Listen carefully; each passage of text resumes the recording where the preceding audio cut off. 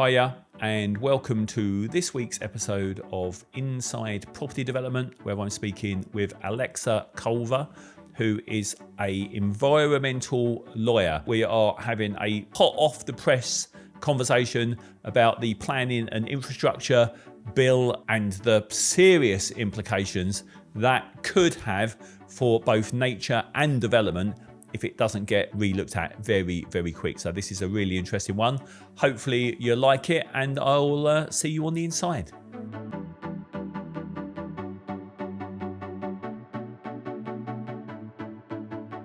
Right, just a quick one. Whether you are a massively experienced and well-established property developer already, or maybe you're a new or aspiring one, either way, you will know that it is really not easy to find viable opportunities to come up with the best scheme, the best design that's going to maximise the land value and fully de-risk things for you, and then to go on to get the very best planning permissions as quickly as possible. However experienced you are, you will know that that is not an easy thing. I have put together a super detailed scorecard based on my 40 years experience in this industry, reverse engineering everything that I've learned, including lots and lots of mistakes over the years, and everything I've done to maintain, touch wood, 100% planning track record. I'm pretty sure there will be stuff that you don't know. Go and do that scorecard.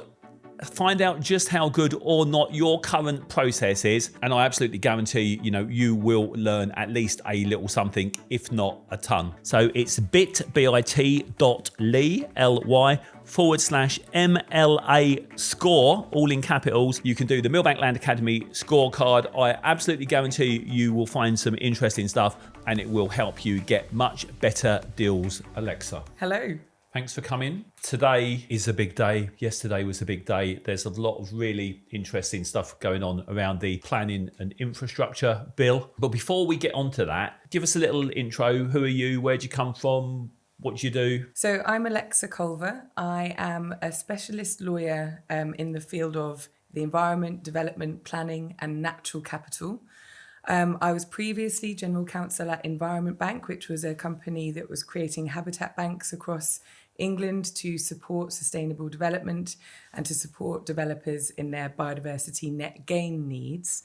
And I'm now with RSK Biocensus, which is a designated responsible body designated by DEFRA under the Environment Act. Within this organisation, we are able to create large-scale nature restoration schemes using newly created conservation covenants to bind the land. All of this work is around how we support developers as they deliver nature-positive green growth.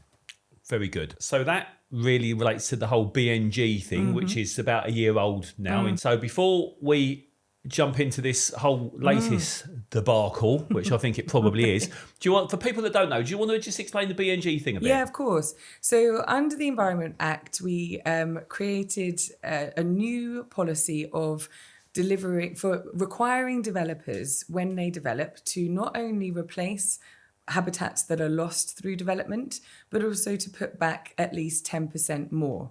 And the idea there was it created a level playing field for developers. It took them away from a patchwork of different local planning policies that treated biodiversity differently and paved the way for wider investment streams into nature restoration. The idea that we would reach a place where it is so easy for a developer to comply with their biodiversity net gain obligations that it just becomes a normal and simple part of the planning process. That's the ideal place to get to. We've been going through the implementation period now, where it has taken a bit of time for habitat banks to get up and running to support developers. But developers have really embraced this. They have upskilled, they have recruited excellent ecological resource, and they really now are looking at biodiversity at the very beginning of a scheme design. And of course, when they're looking at even what sites to bring forward for development. And that was a real overall intention behind the policy, was to avoid development in environmentally sensitive places and to facilitate development with landscape scale nature restoration projects that are easy for developers to participate in. There's been some tricky bits to it because it's early days and everyone's been finding their feet a bit. But generally, as a developer, I think it's a good thing, right? It's not always easy to make it work. And there is a bit of a hierarchy to that as well. Yep. So ideally, we should be trying to keep it on site. Yep. Yeah. And if we can't, then obviously there's alternatives like habitat banks. So you want to just explain that a bit? Exactly. So one of the great things about Biodiversity Net Gain policy, if not the greatest thing about it, is it has strong mitigation hierarchy in it, where developers do need to do what they can to avoid harms first. Where they can't avoid the harm, they then need to try to minimize that harm.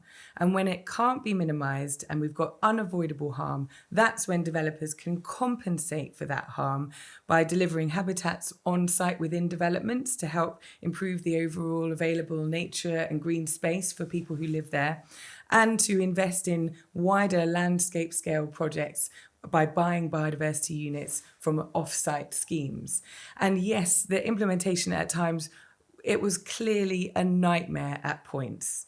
And, I spoke to developers all day long in my previous role, frustrated at how they can comply with their obligations at this thorny implementation period. But the reason that it was difficult was because it was good law that required any offsetting schemes to first be legally bound by at least 30 years obligation to deliver this scheme, and be registered on a biodiversity gain site register so that developers knew they were investing in compliant schemes. Although that made it difficult during the implementation phase because it took time to get these sites registered and up and running, that's also a sign of it being strong, good environmental law, because those schemes needed to be in place before the harms by development were caused.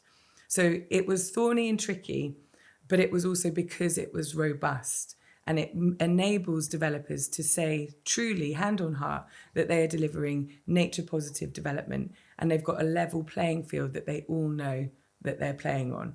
So yes, it was thorny, but when it's actually given the time to really come to fruition, the gain site register is filling up.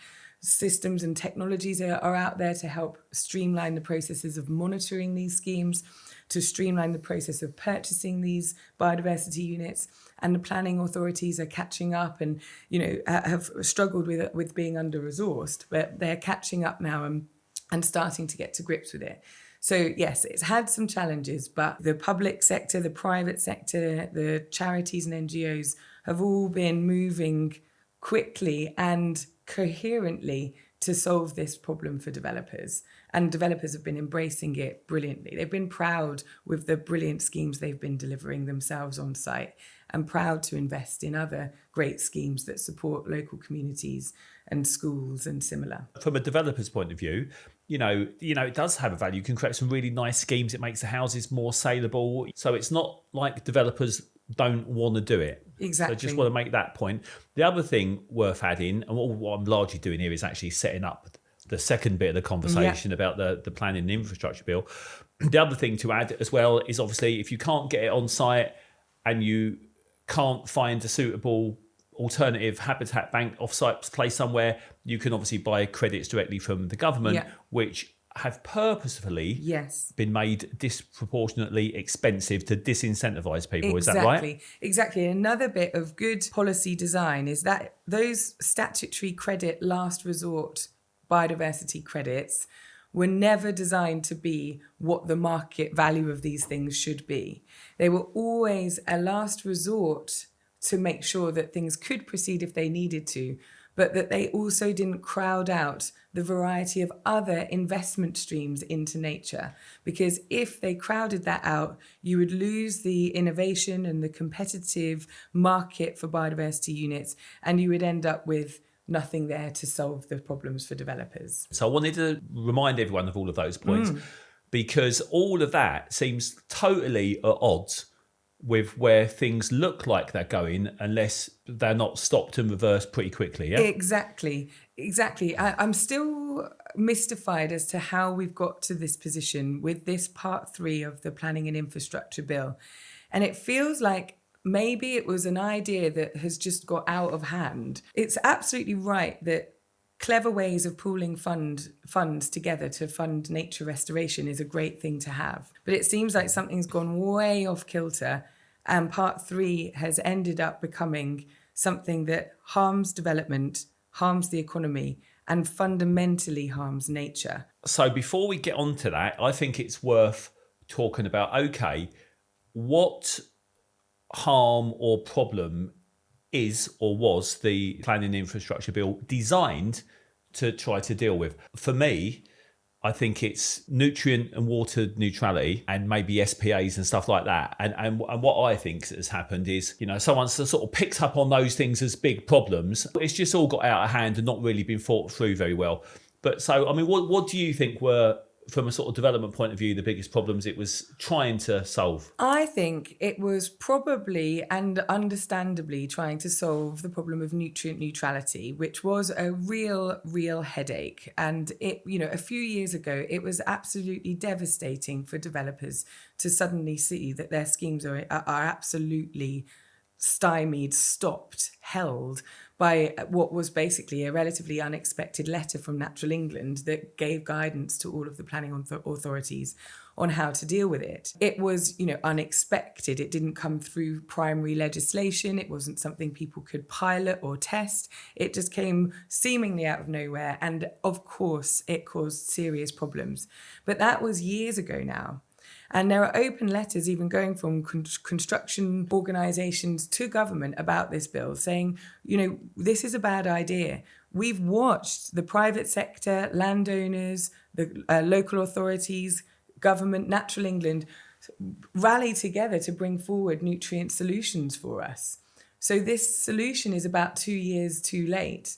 And the accident is that it's now harming all of that collective effort and investment that has gone into solving this, because it's such a blunt instrument and it doesn't work. I think the other big problem from a developer's point of view has been things like SPAs in particular, yeah? This is definitely a challenge. These are the areas that do need the largest amount of protection. And if we're talking about, trying to buy out of obligations to nature and trashing what you don't know is there, which is what the bill is suggesting would happen, you're not really winning. The law already allows you to harm nature if you really have to.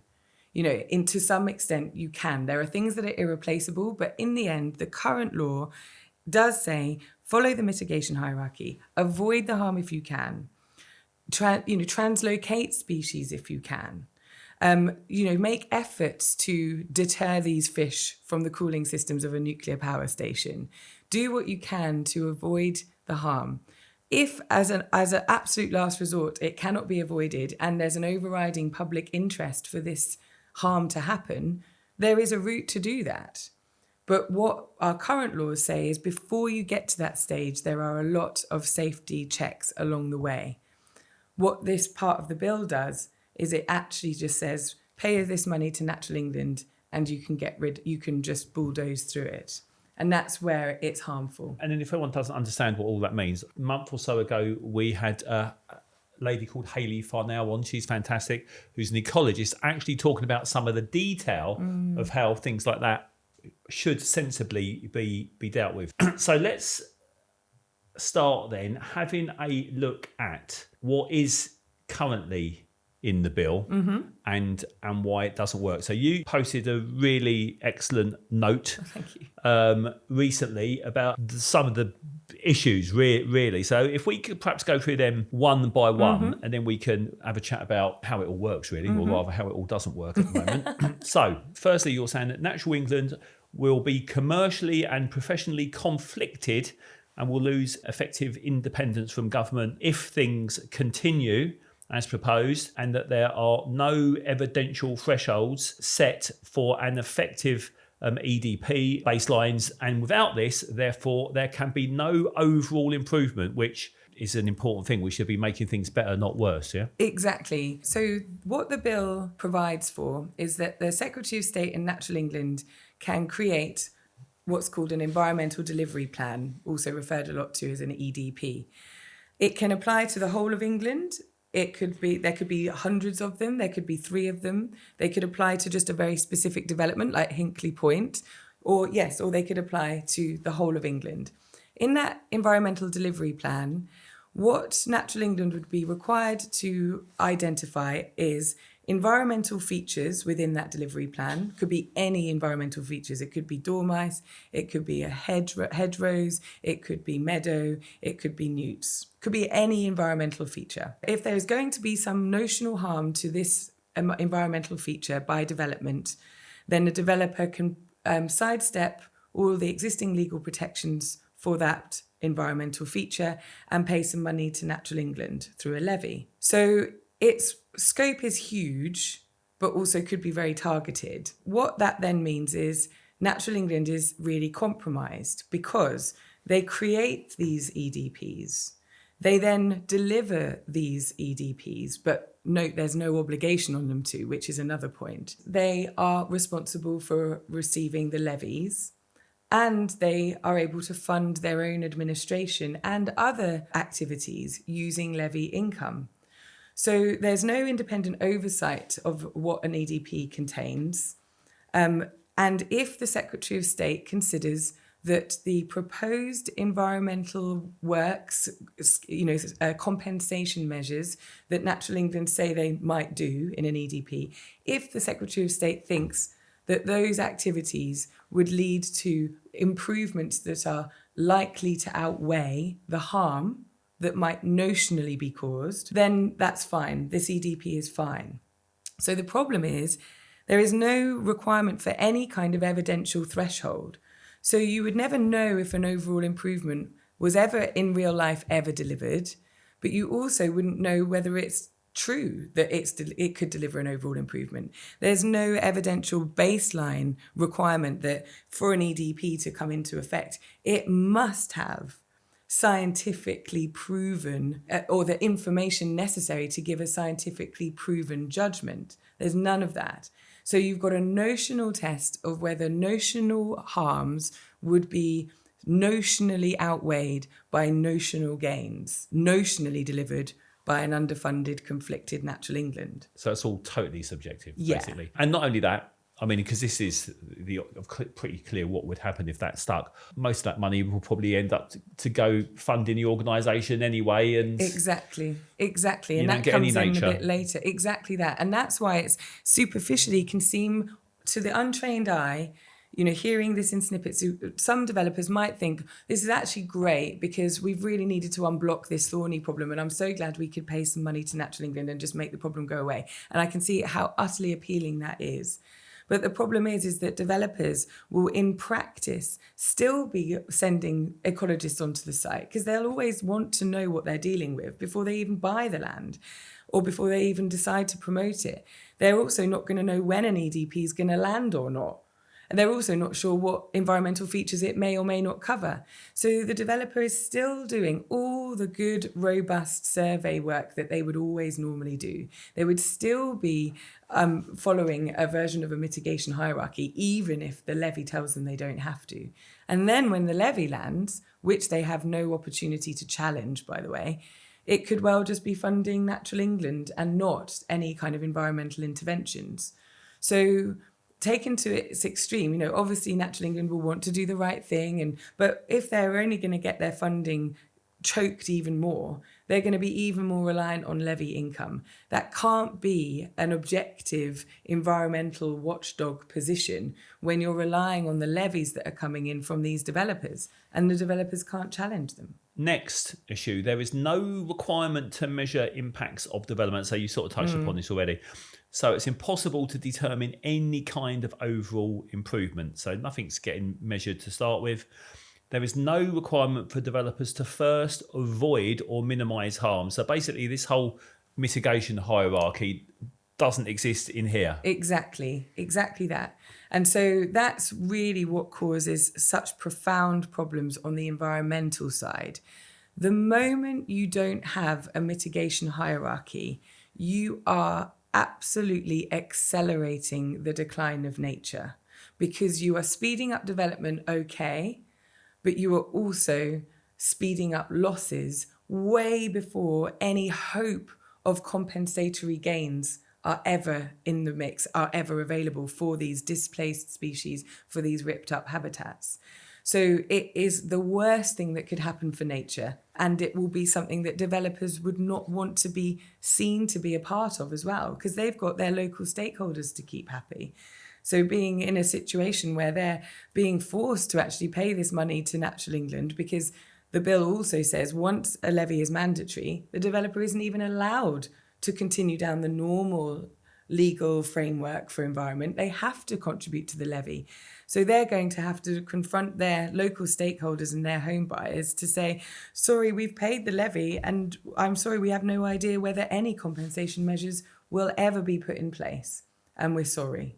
And that's just not a position that developers are going to want to be in at all. Next, so we've got there is no legal obligation on any party to actually implement or deliver any environmental compensation measures. Exactly. It's extraordinary, but you can see why, they're handing over a great deal of responsibility here to Natural England, but you can see how reluctant Natural England might rightly be to be legally responsible for delivering all of these things. So we have the hugest possible enforcement black hole.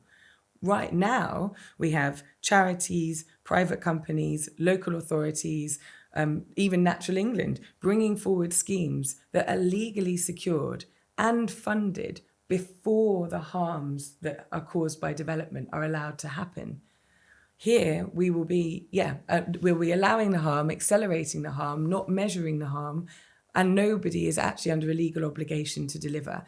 And even to the point that the bill says all Natural England needs to do in its annual report is say, if something hasn't been implemented, why? I mean, that's just so weak next to what is currently tried and tested, and that, developers are actually celebrating with their buyers, with their funders, with their staff, with their local communities. I think there's a really important comparison here to be had, because, we all know the public sector in general is under massive financial pressure already and under-resourced. You've only got to look at the Environment Agency, for example, and what's happened with the rivers. I mean, it's off the scale diabolical. That's it's just going to be more of the same as I see it. Yeah, exactly that. And again, still a mystery as to how we've got to this point, because it's an extraordinarily harmful part, whichever way you look at it. So it's, again, perhaps a symptom of the complete absence of any consultation. So conversations behind closed doors that are fragmentary and don't show the full picture might look wonderful to the NGOs. Great, we're going to make the big bad developers pay. Might look wonderful to the developers in their separate rooms because, we're going to have a levy, but it's going to protect the viability of our schemes. That's great. But it's only when you bring the whole picture in and take the panoramic view that you see it's just ridiculous all round.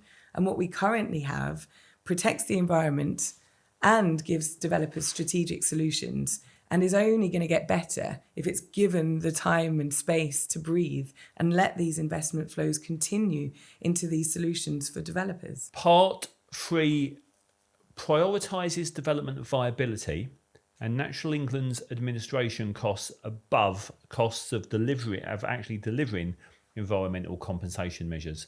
There's no legal requirement on any party to deliver compensation measures at all. So we've sort of touched upon that. But here's an interesting thing. So part 3 prioritises development viability. So that was a bit of a weird one. I can't remember the exact wording. Words to the effect of like, well, if having to do stuff renders a development unviable, you don't have to do it. Exactly. So the way I see it, and it's a reminder, I think, back to the community infrastructure levy introduced back in 2010. So the idea here, and I like this idea, it's so important that developments are viable, of course, for them to happen. But there's other ways to make them viable, and nature shouldn't be what pays. If a development needs subsidising, maybe government needs to subsidise it. But what this levy is trying to do, and I can see why, is to say you don't have to pay your full levy if it would impact your viability unacceptably. You might pay mates rates or whatever.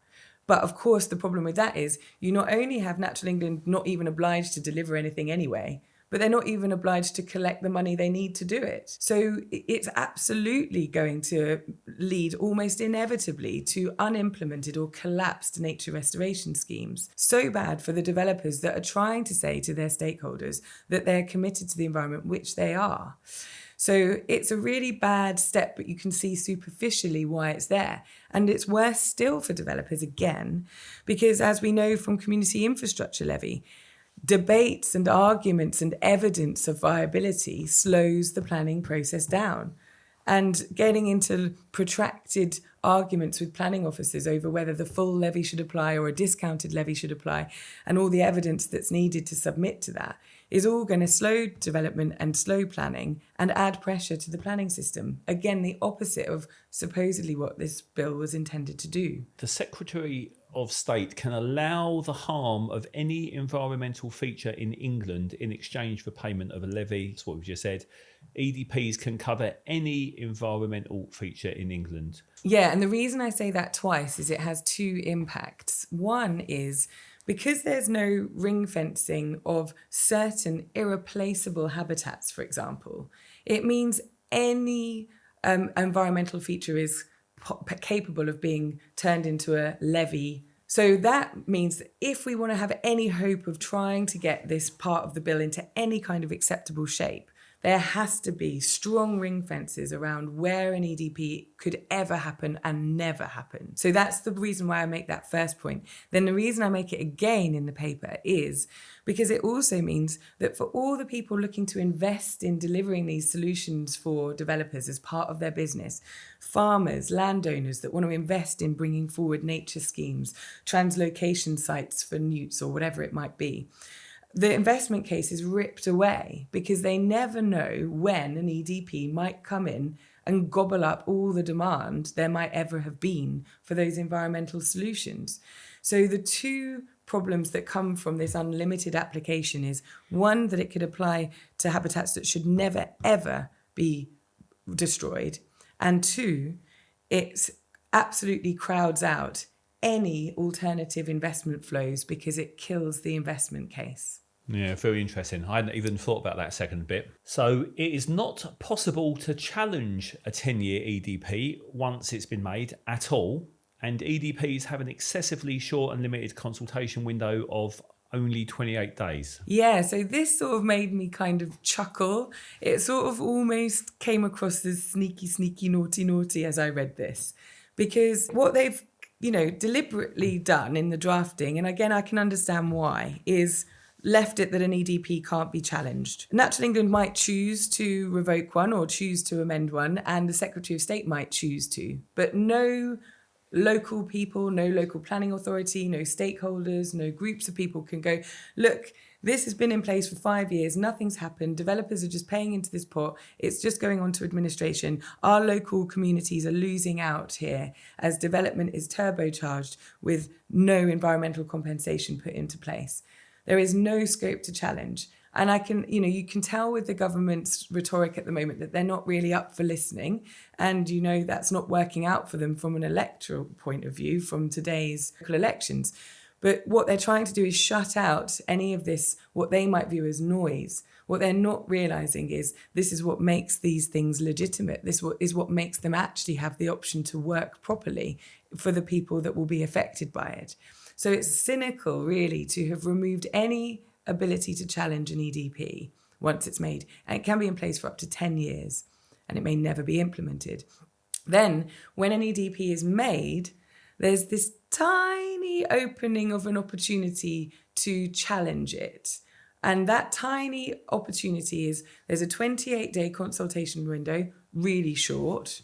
Planning authorities and things would want normally 3 months for a normal planning permission. This is a 10-year environmental delivery plan that might affect the whole of England. So this 28-day window of consultation where there are no meaningful statutory consultees, only local planning authorities that might be affected by an EDP, but they're not going to have time to come back on something in 28 days. Needless to say, the fact I haven't heard of it doesn't bode well, but it's a deliberately narrow group of consultees, And there is absolutely no requirement to publish the responses to this consultation. There's no requirement to publish what weight the Secretary of State may have given to these consultation responses. And we're talking about complicated science and ecology. And in 28 days, an LPA and the joint what's it are supposed to be confident that whatever measures are set out in this EDP are likely to outweigh the harms. Like it's an absolutely ridiculous and disproportionate, and it did make me chuckle as I read it, as it was just like sneaky, silly. But it's bad. But again, the kind of thing that the Office for Environmental Protection might not be particularly in a position to opine on. It's the kind of thing that's more about planning, policy and practice. Again, the NGOs may not, again, have much to say about that, but they're worried about the loss of consultation. And rightly so. Let's do the next one. And I've got some points to come back to on that. Oh, here we go. It's the Joint Nature Conservation Committee. There we go. So currently, only the Local Planning Authority and the Joint Nature Conservation Committee. So currently, only the LPA and the Joint Nature Conservation Committee, whoever they are statutory consultees for an EDP. There is no requirement to publish responses to the EDP consultations or provide details of weight given to those responses in decision making. So that's interesting. So what's this saying then? So basically the LPA and the Joint Nature Conservation Committee, whoever they are, obviously they're consultees, but you don't have to publish the responses or provide details of weight given. So they just make the decision and that's the end of it? Yeah, so I think these organisations have 28 days to decide with some kind of scientific rigour whether an EDP stacks up or not. Remembering that for it to stack up, it's a weak test anyway. And you can tell the idea, I think, I see this as being, we really want a nuclear power station here. EDF Energy, French-owned company, really wants to protect their profits. Let's just whack an EDP on there so that they can kill the thousands of tons of fish, sucking them up into the nuclear reactor cooling system. And we'll pay some money to Natural England to make the river a bit better somewhere else. And I think they want to be able to deploy it quickly in this, quest for growth. But what's really happening is our ecosystems and local people's environment is being sacrificed to protect the profits of overseas companies. I knew it was bad. It's even worse than I thought it was, actually. And there is no ability to challenge the making of an EDP other than if there has been a failure to follow procedure. Yeah, so that's the pathetic little... So it says you can judicially review an EDP, which is you can argue that the proper process wasn't followed. But the process is, of course, very weak. It would be impossible to not follow the process because there isn't one, really. And even then, I chuckled again because the normal period of time to bring a judicial review claim is 3 months. And they deliberately shorten it to 6 weeks here. So again, it's deliberately shutting out any chance of making these EDPs something that actually would work for nature. It's about a rapid deployment of a disapplication of nature protections to preserve the profits of investors. So Part 3 allows Natural England to use levy funds to cover administration costs and costs of complying with other functions. So we've sort of talked about that already. Exactly. And it's just one of the biggest no-nos in environmental offsetting or compensation policy. It's the absolute killer of any attempt to try to make an offsetting system work. Because the moment costs are allowed to shift away from the direct interventions for nature and get gobbled up into administration, you are accelerating the destruction of nature with absolutely nothing on the ground to try to make it better. And that's so allowing that kind of cost shifting in the legislation and going to the extent of really setting out so clearly how much Natural England is able to use this money while giving no detail at all on any protections for nature. You can see the priority is about getting hands on this cash, this magic money tree of cash that's going to be coming from developers. Developers need only to commit to pay a levy to sidestep all of the usual obligations. Payments may be staggered over many years or decades. EDPs clash with local planning policies and established core planning principles of sustainable development. So again, I can see absolutely why developers may want the opportunity in this bill to be able to stagger their payments for the levy. So they might say we want to pay half of the levy when half of the dwellings are occupied. Yeah. Now I can absolutely understand that, and it's got to be, and the nature markets now, for want of a better way of putting it, are finding ways to accommodate those cash flow and risk profiles that developers are navigating. You have to celebrate the amount of risk that developers are willing to take, and they need support in that process. But the way the bill is drafted, it not only means that the compensation measures may never be fully funded anyway, it may also mean that the funds don't come in for 10 years for interventions that are really needed now. So it's a big problem again on how this doesn't work for nature. And then second point, EDPs clash with local planning policies. Yes, this is going to be a nightmare for developers.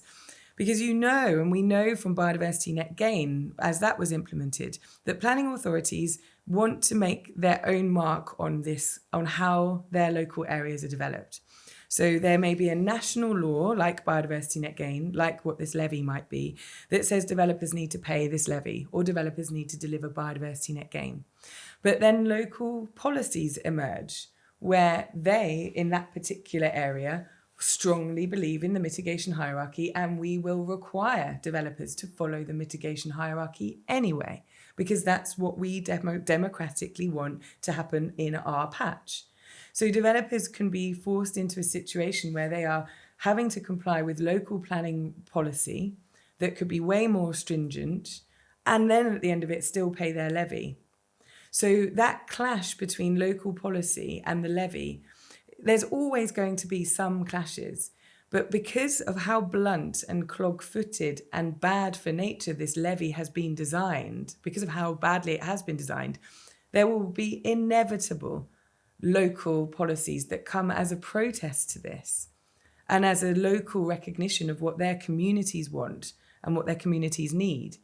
And so it's going to be an even more heightened kind of clash of approaches that is in no way resolved by this bill and can only be resolved by bringing people back into the mix, by making sure nature is properly protected, by making sure developers can be proud of what they're delivering, which of course just takes me back to the status quo, which is what we are all have been working towards for decades now. So the bill is sparse on detail around protecting the environment, but heavy on other details like what costs Natural England can cover with the levy. Now, here's an interesting one.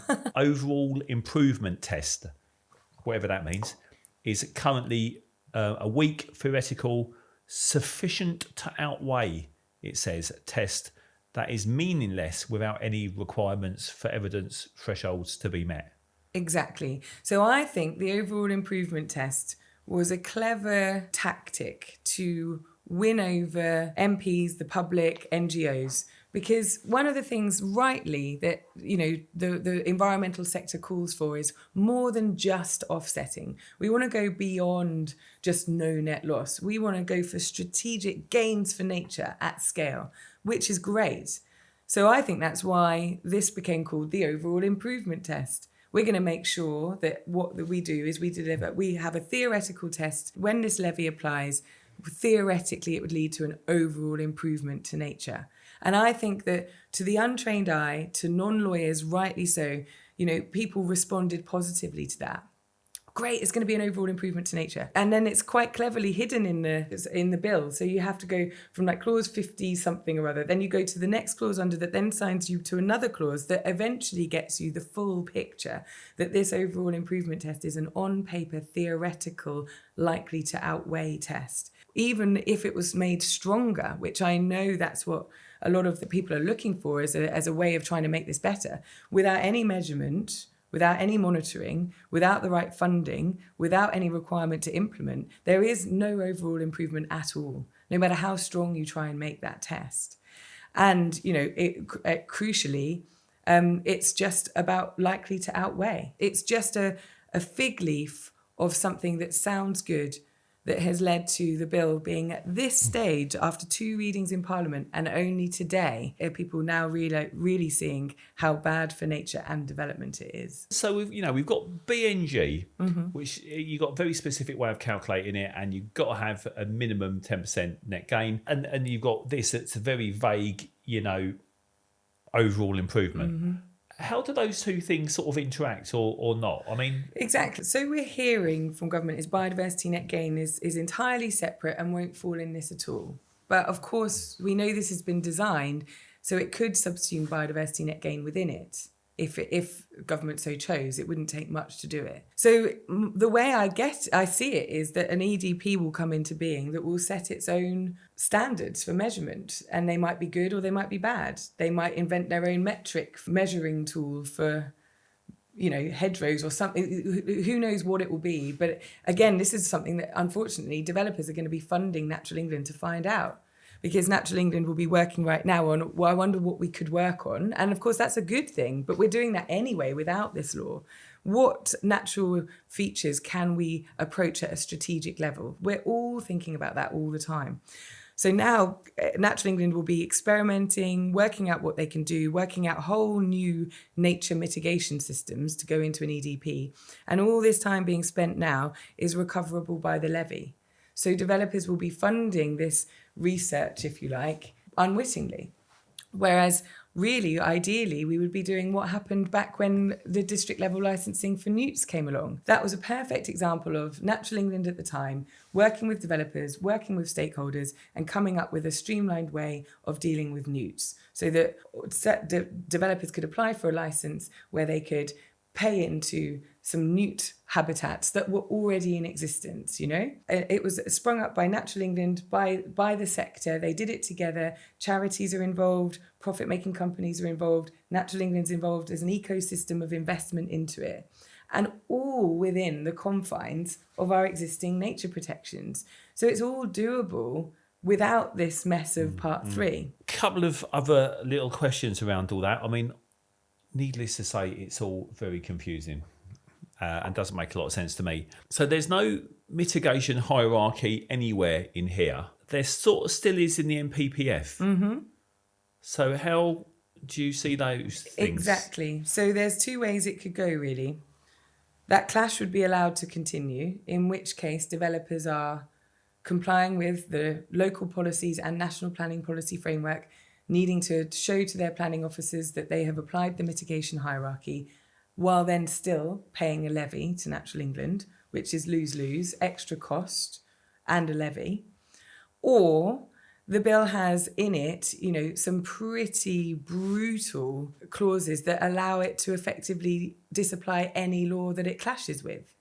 And that's something that's flagged by the Office for Environmental Protection in their advice, but we'll come on to that. What that means is that it could be that the moment this bill is passed, the mitigation hierarchy is taken out of the NPPF insofar as anything is dealt with in an EDP.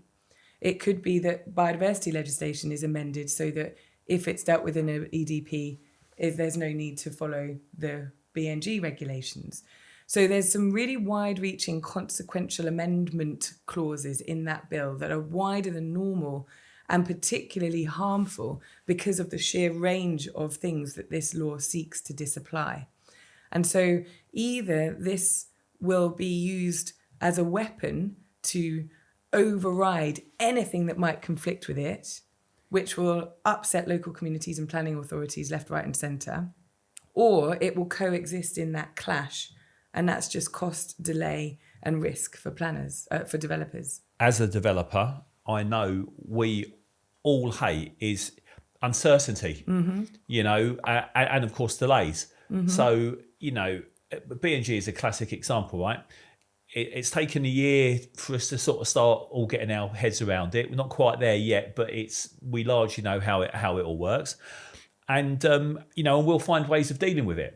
When the goalposts keep getting moved and you don't really know what's what, and I can see, all of this stuff seems to be open to all sorts of challenge. Yep. None of this is actually going to get anyone what they want, i.e., it's not going to get growth. It's not going to look after nature. It's not going to create more development. It actually just makes everything worse. Exactly, because even just the existence of the bill itself in its draft form has already slowed down investment in strategic nature schemes that would be supporting development right now, because the investment case is undermined by this level of uncertainty.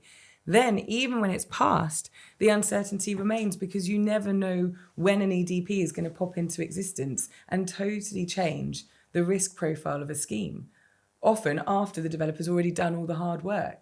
So it creates and builds in uncertainty and tensions and clashes, and it's so unnecessary. So that's probably a good place to jump into this. So just this morning, there is a letter that's come out from the Office for Environmental Protection. So this is super hot off the press. So Friday the 2nd of May. So the Office for Environmental Protection has today written to the government with advice on how its proposed planning reforms can be strengthened to ensure they achieve win-win outcomes for development and nature. Because at the moment, it's actually all lose-lose. That's what I'm saying, not them, but that is the fact of the matter, right? So it says the OEP's letter welcomes the government's intention for this proposed reform to secure better outcomes for nature at the same time as accelerating necessary development, and says that much of what the bill seeks to achieve would be beneficial if well implemented. Well, that's the sort of key, isn't it, really, if well implemented, yeah? It does identify a number of areas where environmental protections in the bill should be strengthened. Anyway, without reading the whole lot, the key bit, remember, so this is the OEP, the Office for Environmental Protection. They say, in our considered view, the bill would have the effect of reducing the level of environmental protection provided for by existing environmental laws.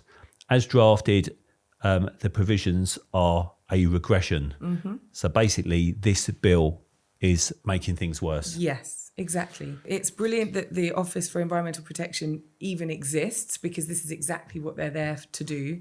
It's great that this opinion has come out, but government should have sought that opinion before the bill was first laid before Parliament, because Section 20 of the Environment Act requires any minister, when presenting new laws to Parliament, to include a ministerial statement as to whether this law is a regression of environmental protections or not. Does this make things worse for the environment or not? That section is there in the Environment Act so that there is transparency over laws that regress on nature protection, so that the public, so that NGOs, so that MPs know what they're voting for. What has happened here is the bill was first laid before Parliament with a ministerial statement by Angela Rayner that says this bill is not a regression, i.e. it maintains current protections. But that's legally false and profoundly misleading. So even MPs just yesterday are defending the bill as being good for nature because they haven't had the benefit of the legal advice that tells them the truth. So that has absolutely undermined the legitimacy of this whole parliamentary process so far. And it wasn't that great in the first place. There was no consultation, no government responses to consultation. There was no published impact assessment, no pilots. It's been suddenly sprung from seemingly nowhere. And what little process there has been, i.e. the first and second reading through Parliament and now the evidence stage at committee, has all been under the misunderstanding, the false belief that this is not a regression, that this is good for the environment. And that, I think, makes this whole process so far utterly undermined and effectively so misleading that I think it needs to go back to the drawing board. It's a mess. It's bad all round. Let's find a way of making it work, if indeed it even needs to work at all. Maybe government just needs to fund Natural England themselves, and we can let the current strong pro-development, pro-nature framework of laws continue. Wow, it's a big balls up, isn't it? I think so. Is there anyone that actually thinks this is good? I haven't found anyone yet. I think that it's perhaps the mistaken superficial belief that developers feel like they might get, they might think we've got certainty over what our levy is going to be, and that's great. There could be the false belief that this will actually improve things or speed things up. And I think it's something that has just got way out of hand, that was originally thought might be quite good for unblocking nutrient neutrality all those years ago when it was needed, based on perhaps outdated briefings to government. And I think the intention was to try to make it easier for the developers to just pay. But what they didn't realise is that when you're dealing with nature, there's a lot more to it. And what we've actually got now works as best as it could.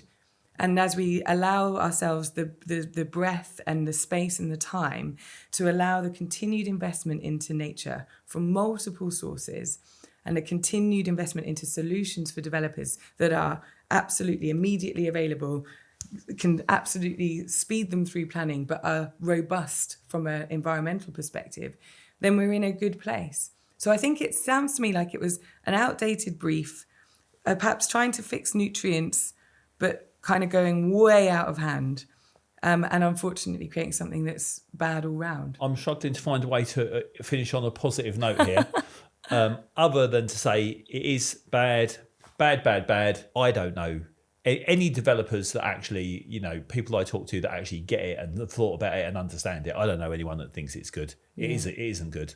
Government, if you're listening, go back to the drawing board, please. Hopefully we'll find a better way. Exactly. And listen, we're all here to help make this really work. We all want it to work. It has to work. So just, I think consult with us, listen to us, engage with us, and we can make this really, really good. But steamrolling through, bulldozing through, not listening, it's not winning votes, it's not winning popularity, it's just causing harm. It is. I don't think it's going to get any more homes built quickly either. So, All right. Well, thanks a lot for coming, Alexa. That has been very insightful. So if you're listening, please don't forget to like and subscribe and share so we can get the message out far and wide. Brilliant. Thank you for having me. It's been great to be here. Thanks for tuning in to Inside Property Development. Please remember to like and subscribe. Do join us every week where we'll be speaking to house builders, developers, experts, planners, and everyone involved in trying to get more much needed housing created the right way. We'll learn together how we can collaborate rather than fight, and by working together, we can all help create better places, spaces and homes and a much more beautiful world.